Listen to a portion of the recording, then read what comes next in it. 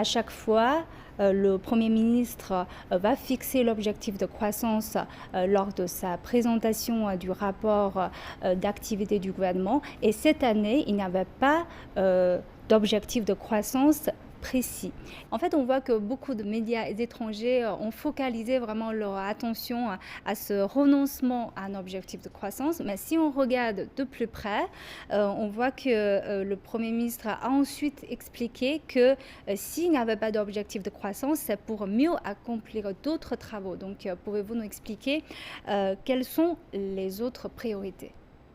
Le Premier ministre a laissé entendre que finalement, cette année, il y a encore des missions à accomplir, c'est-à-dire d'assurer l'emploi, de continuer à pousser en avant les objectifs de l'éradication de la pauvreté en Chine, etc., etc.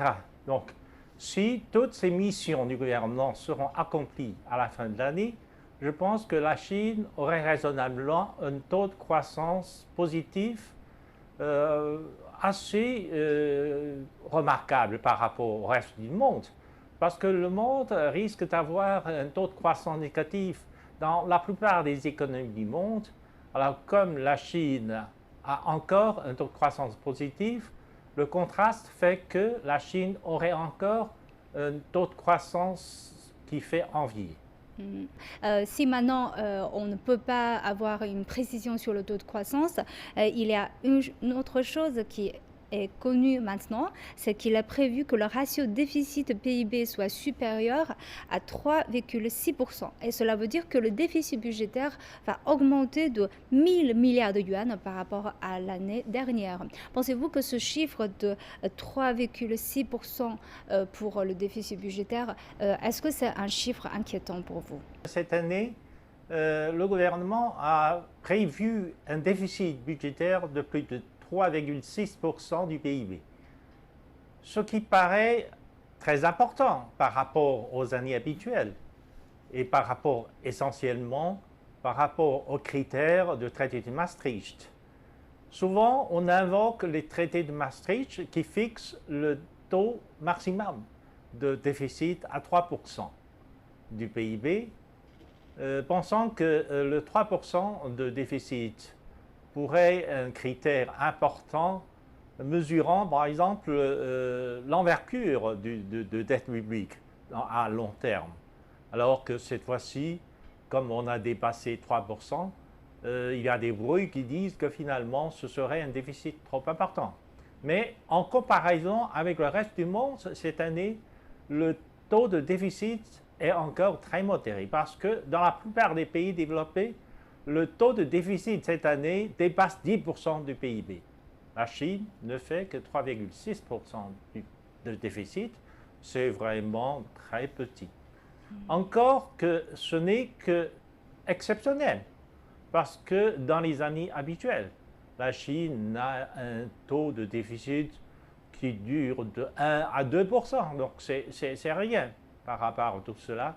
Donc, si on regarde le niveau d'endettement du gouvernement chinois, il est durable. C'est-à-dire qu'on ne risque pas d'avoir une accumulation de dette publique à long terme. Et il n'y a pas de souci à se faire à cet égard. Et il y a un autre 1000 milliards, c'est l'injection de 1000 milliards de yuan supplémentaires. Il s'agit de l'émission de 1000 milliards de yuan d'obligations spéciales qui seront dédiées à la lutte contre l'épidémie. Donc, comment va fonctionner ces obligations précisément?